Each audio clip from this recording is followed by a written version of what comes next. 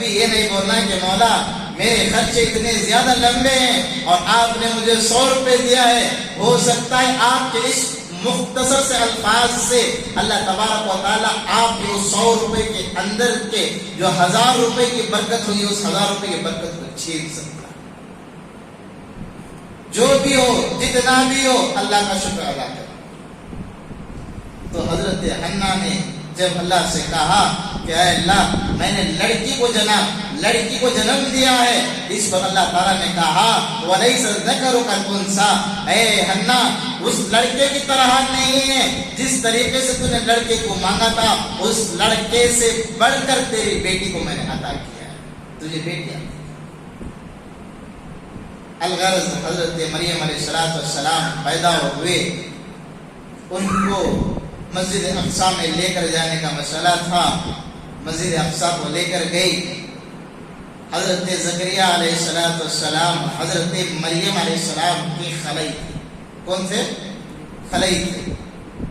اور حضرت زکریا کی بیوی اہلیہ وائف حضرت مریم کو کیا ہونا؟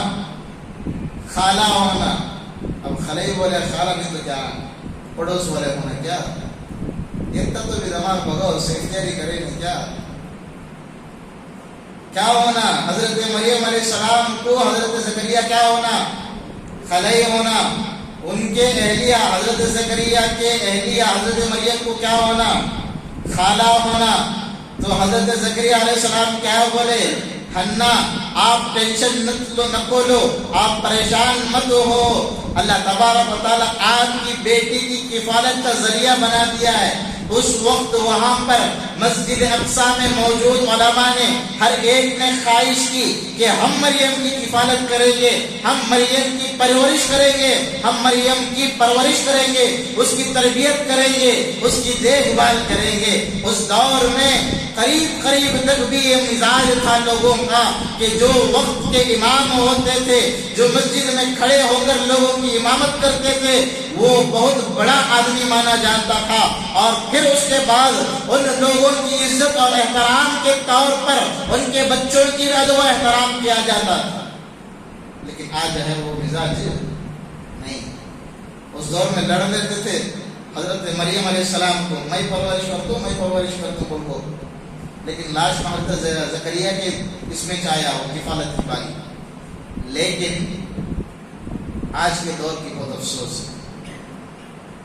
امام صاحب کے بچے کو تو دور، امام صاحب سامنے سے جاتا رہے گا تو کھالے کو پڑے گا تو بھی کھل جاتی. کیا امام صاحب ہوتے خراب؟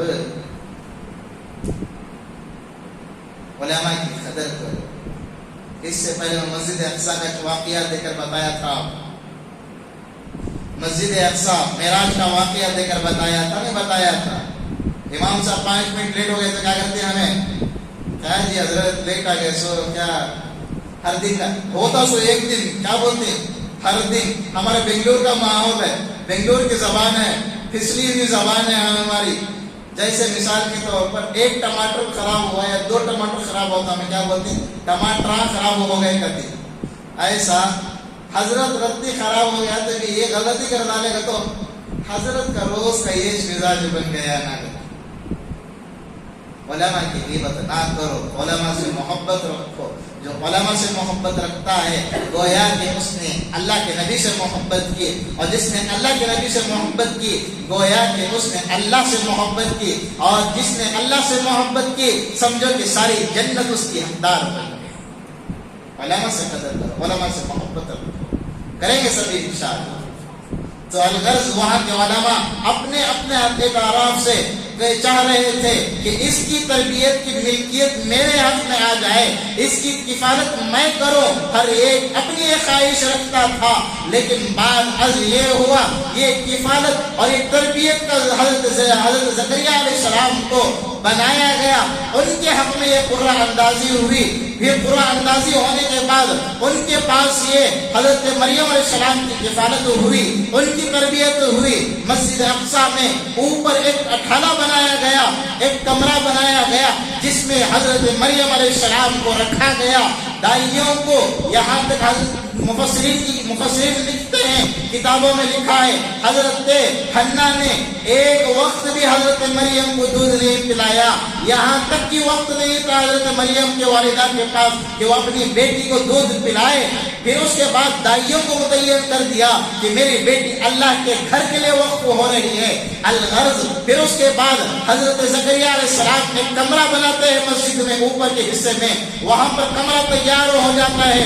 حضرت مریم علیہ السلام وہاں پر رہنا شروع ہو جاتی ہیں, ان کی تربیت کا نظام شروع ہو جاتا ہے, ان کی دیکھ بھال کا نظام ہو جاتا ہے, شروع ہو جاتا ہے. ہر چیز کی سہولت کی ذمہ داری حضرت زکریا علیہ السلام لے لیتے ہیں. حضرت زکریا علیہ السلام ہر چیز کی ذمہ داری, کھانا, کپڑے, جتنی ضروریات انسانی ہیں, ان تمام ضروریات کون کرتے تھے, کس کی جانب سے ہوتی تھی؟ حضرت زکریا علیہ السلام کی جانب سے ہوتی تھی. ایک مرتبہ کیا ہوا, حضرت مریم علیہ السلام کمرے میں بند ہیں, کمرے میں, اور حضرت زکریا علیہ السلام کو اس وقت کھانا پہنچانے میں تھوڑا تاخیر ہو گیا. کیا ہوا؟ تھوڑا تاخیر ہو گیا. حضرت زکریا علیہ السلام کھانا پہنچانے میں تھوڑا تاخیر ہو گیا. پھر اس کے بعد تاخیر کے بعد آ کر دیکھے کہ حضرت مریم کے پاس بیڈ کے پاس ایک دسترخوان لگا ہوا ہے جس میں الگ الگ موسم کے رقمے واری قسم قسم کے پھل فروٹ سبزیاں سب چیزیں وہاں پر موجود ہیں. حضرت زکریا علیہ السلام دیکھ کر پریشان ہو گئے, کیا ماجرا ہے آخر. کوئی خادم آیا نہیں, کوئی خادمہ حضرت مریم کے پاس آئی نہیں, کمرہ بند ہے, زکریا کہیں پر مصروف تھے, لیکن مریم کے پاس کھانا کہاں سے آیا. پھر اس کے بعد پتا چلا کہ یہ دسترخوان زکریا کے حضرت مریم کے پاس کسی خادمہ نے نہیں لائی, کسی دائی نے پیش نہیں کیا, کوئی عورت ان خادمہ نے ان کی خدمت میں وہ پھل فروٹ پیش نہیں کیے, بلکہ اللہ تبارک و تعالیٰ نے ڈائریکٹ جنت سے مریم کے لیے دسترخوان اتارا, مریم کے لیے دسترخوان اتارا تھا. پھر اس کے بعد حضرت زکریا علیہ السلام یہ سارا ماحول دیکھنے کے بعد حضرت زکریا علیہ السلام گھر آتے ہیں. گھر آنے کے بعد دعا کرتے ہیں, اے اللہ مجھے اولاد نہیں ہے, اے اللہ مجھے اولاد نہیں ہے, نیک اولاد دے دے, مجھے اچھی اولاد دے دے جو تیرے دین کو پروان چڑھائے, جو تیرے نام کو آگے بڑھائے, ایسی اولاد مجھے عطا فرما. اللہ تبارک و تعالیٰ فرشتوں کو بھیج کر پیغام دیتے ہیں کہ اے زکریا, اے زکریا, اے زکریا, غور سے سنو, آپ جس اولاد کے لیے تمنا کر رہے ہیں, جس اولاد کی خواہش کر رہے ہیں, اللہ تبارک و تعالیٰ وہ اولاد, وہ لڑکا آپ کو دینے کے لیے تیار ہے, لیکن اس لڑکے کا نام بھی اللہ تبارک و تعالیٰ خود رکھیں گے, اللہ تبارک و تعالیٰ خود رکھیں گے. قرآن میں فرمایا حصورا, یعنی آپ کا بیٹا پیدا دنیا میں ہوگا لیکن نکاح دنیا میں نہیں ہوگا, اس کا نکاح جنت میں ہوگا, دنیا میں نکاح نہیں ہو. نام کون رکھے؟ کوئی نہیں رکھ سکتا, اللہ رکھا ہے. کیا نام رکھا اللہ نے؟ یحییٰ نام رکھا. اور پھر اس کے بعد نکاح کہاں ہوگا؟ دنیا میں نہیں ہوگا, آخرت میں ہوگا. سارے لوگ جائیں گے حضرت یحییٰ کے نکاح میں. کون کون آتی میں نکاح میں جاتا ہوں انشاءاللہ. سب بھی آتی نہیں؟